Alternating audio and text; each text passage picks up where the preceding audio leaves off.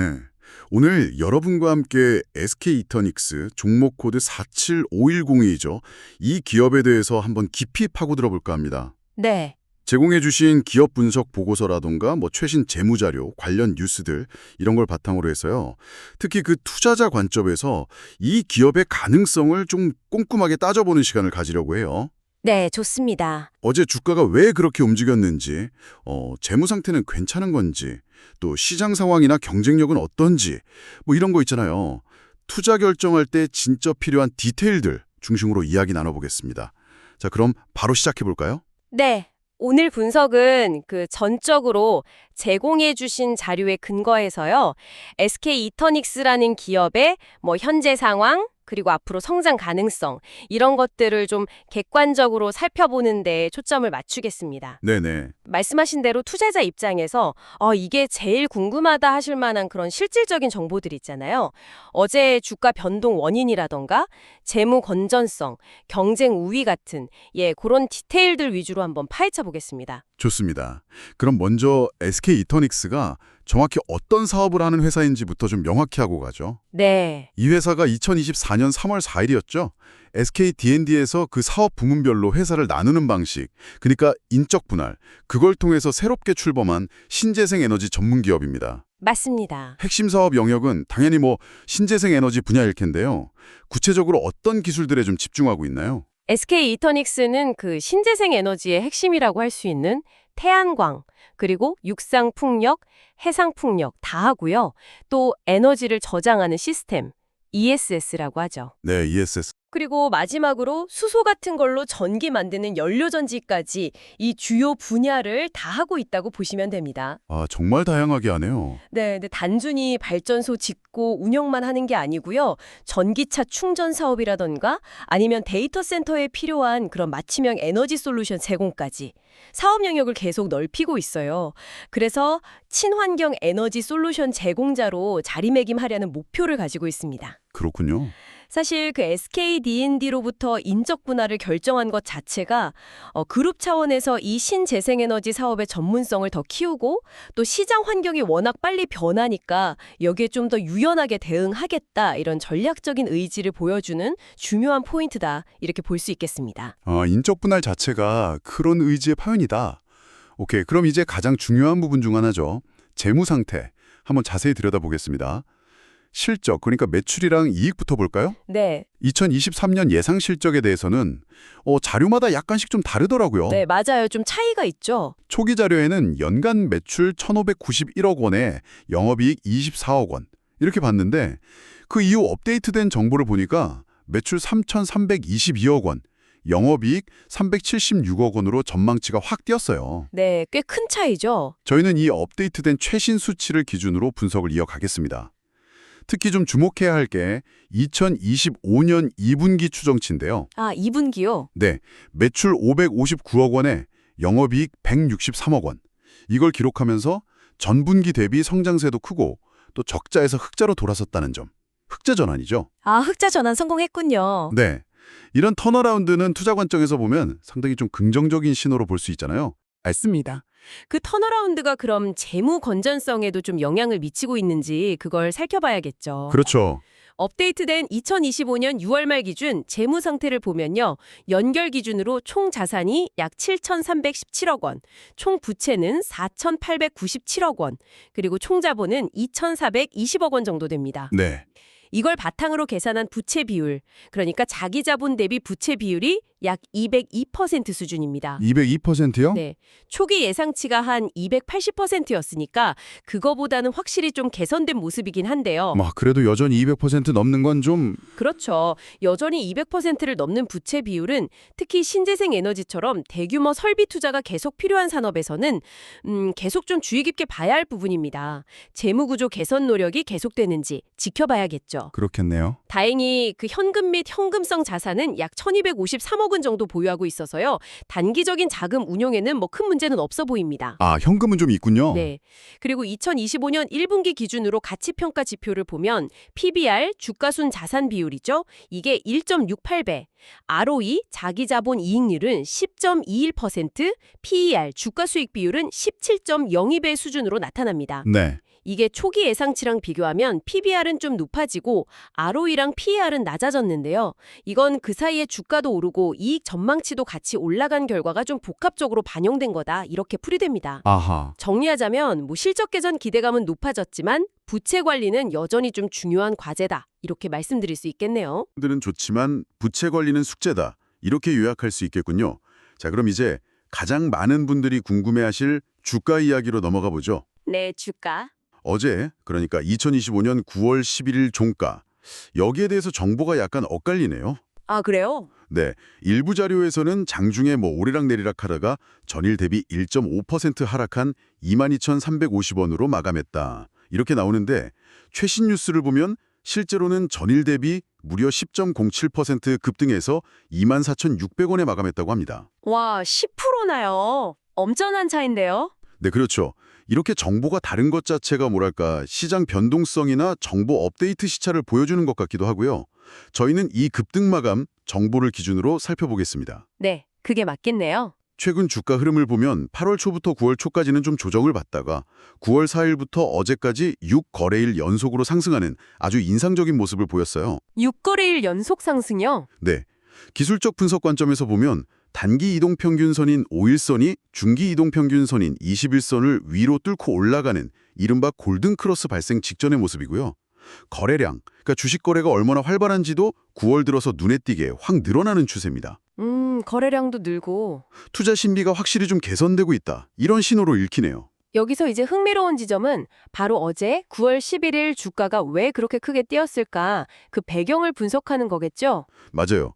왜 그랬을까요? 제공된 자료들을 종합해보면 한 몇 가지 요인이 좀 복합적으로 작용한 것 같아요. 첫째는 시장에서 그 고체 선화물 연료전지 SOFC라고 하죠. 네, SOFC. 이 관련 기술에 대한 관심이 높아지면서 관련 기업들 주가가 같이 좀 강세를 보였습니다.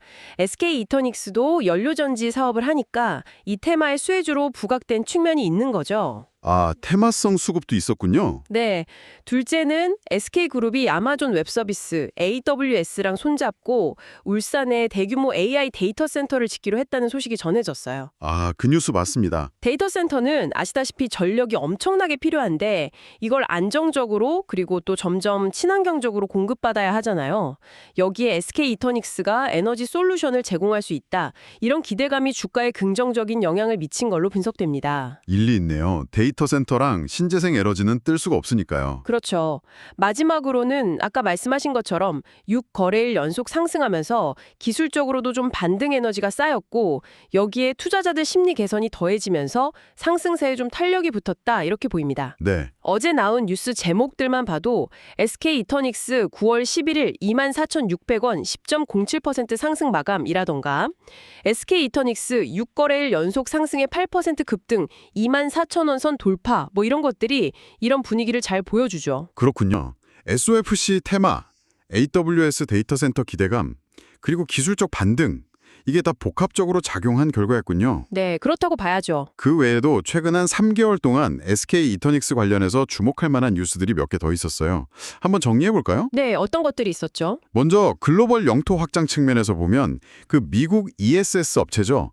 그리드플렉스. 여기 지분 취득 완료 시점을 원래 10월 말이었는데 8월 말로 앞당겼어요. 미국 시장 공략에 좀 속도를 내는 모습입니다. 아, 시기를 앞당겼군요. 네. 그리고 실적 및 계약 관련해서는 아까 말씀드린 것처럼 태양광 사업이 잘 돼서 2분기에 흑자 전환 성공했고요. 또 1,556억 원 규모의 대규모 연료전지 발전 사업 건설 계약을 따냈습니다. 8월. 이 분야 성장 기대감을 키웠죠. 1,556억 원이면 꽤 큰 규모인데요. 그렇죠. 이게 작년 전체 매출의 거의 절반 가까이 되는 상당한 규모예요. 와... 공급망 측면에서는 9월에 ESS에 들어가는 배터리 공급사를 기존의 삼성 SDI 중심이었는데 LG 에너지 솔루션으로 변경하거나 추가하면서 공급처를 좀 다변화하고 가격 경쟁력도 높이려는 그런 전략적인 움직임을 보였습니다. 공급망 다변화 중요하죠. 마지막으로 지배구조 주주구정에도 변화가 있었는데요. 인적 분할 과정에서 최대 주주가 SK D&D에서 SK 디스커버리, 지분율 43.33%로 바뀌었고요.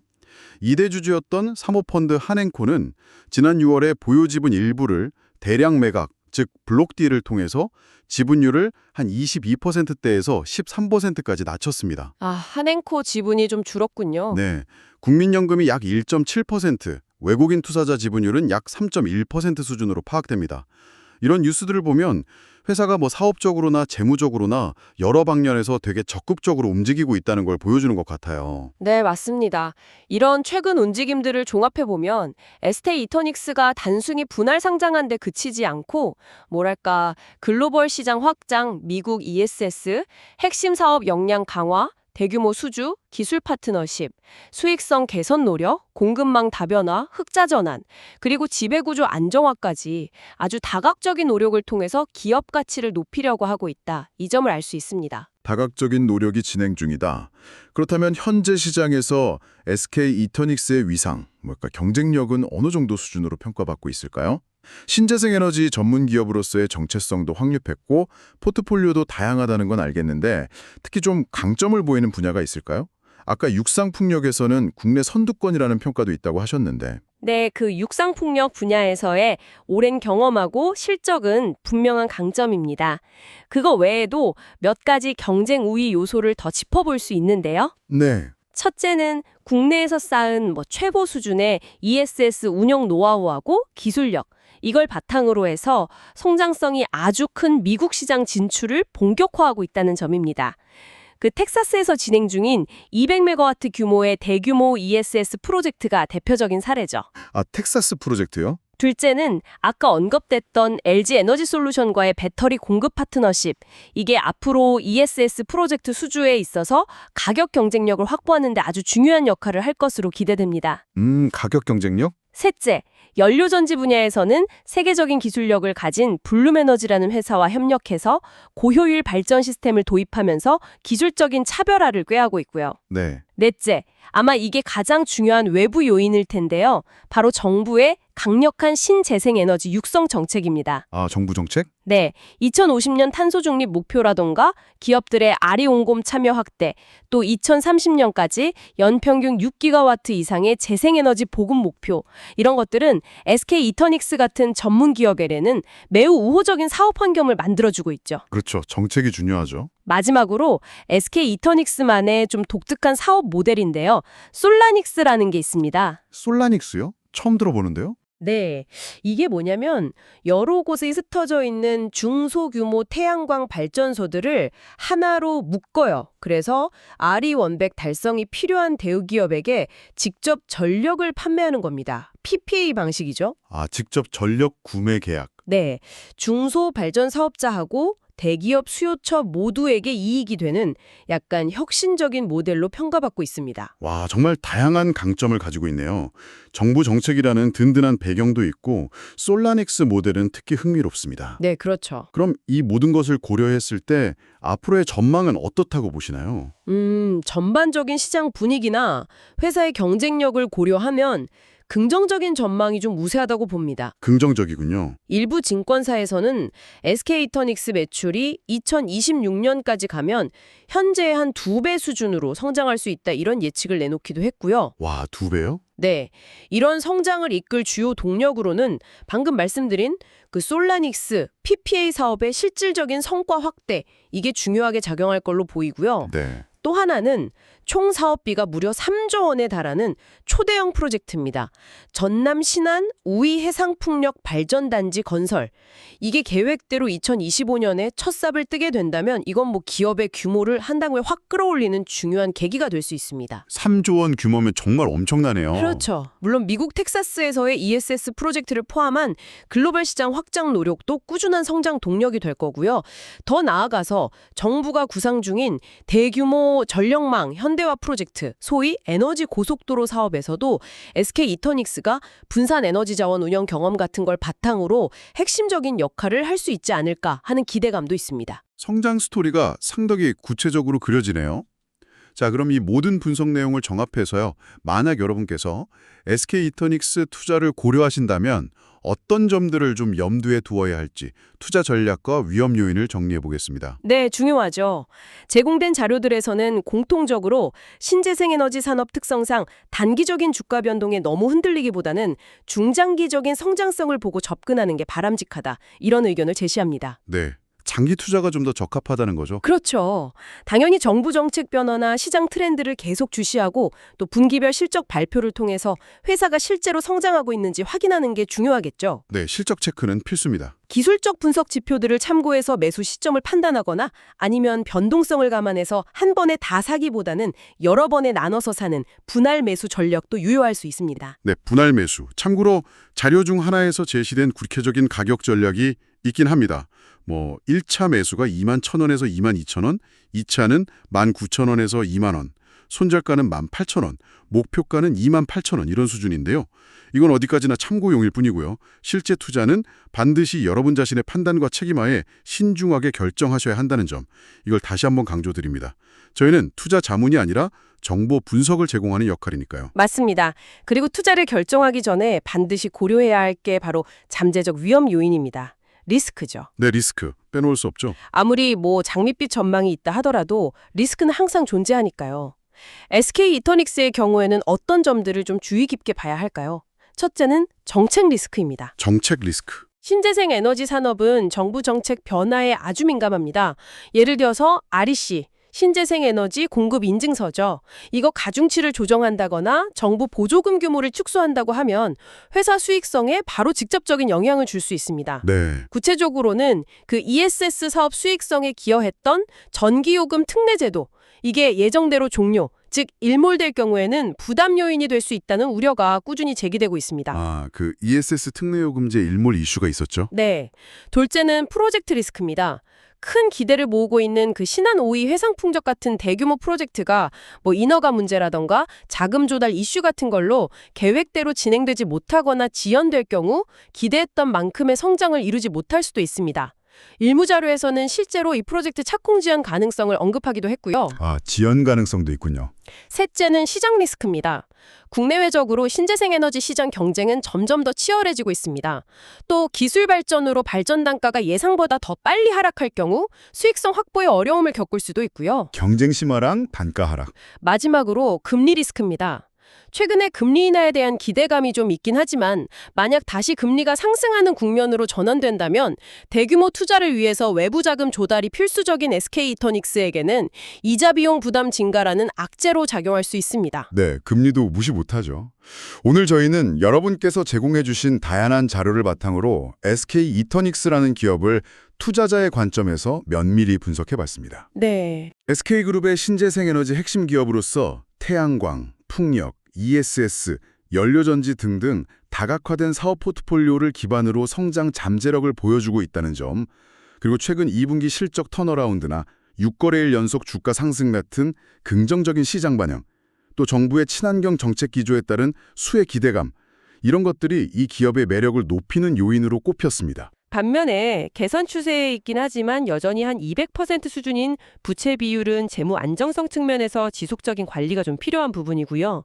정부 정책 방향성이 언제든 바뀔 수 있다는 불확실성, 그리고 신한우이 해상풍력 같은 핵심 프로젝트의 성공적인 실행 여부, 또 심화되는 시장 경쟁, 이런 것들은 투자 시 반드시 고려해야 할 위험 요인으로 지적되었습니다. 네. 마지막으로 여러분께 이런 질문을 한번 던지면서 마무리하고 싶습니다. SK 이터닉스가 추진하는 그 개별 대형 프로젝트들의 성공도 물론 중요합니다. 하지만 좀 더 장기적인 관점에서 볼 때 이 회사가 가진 태양광, 풍력, ESS, 연료전지 같은 이 다양한 기술 포트폴리오들을 어떻게 유기적으로 잘 엮어서 1 더하기 1이 3이 되는 그런 시너지에 만들어낼 수 있을까요? 시너지. 예를 들면 간헐성이 있는 풍력하고 태양광 발전을 ESS로 안정화시키고 필요할 땐 연료전지로 보완해서 24시간 끊김없는 친환경 전력을 공급하는 그런 통합 에너지 솔루션 기업으로 진화할 수 있을지, 바로 이 지점이 앞으로 SK 이터닉스의 진정한 기업 가치를 결정짓는 아주 중요한 관전 포인트가 되지 않을까, 저는 그렇게 생각합니다. 네, 의미 있는 질문인 것 같습니다. 오늘 SK 이터닉스에 대한 심층 분석에 함께해 주셔서 감사합니다. 다음 시간에 또 다른 흥미로운 주제로 여러분을 찾아뵙겠습니다.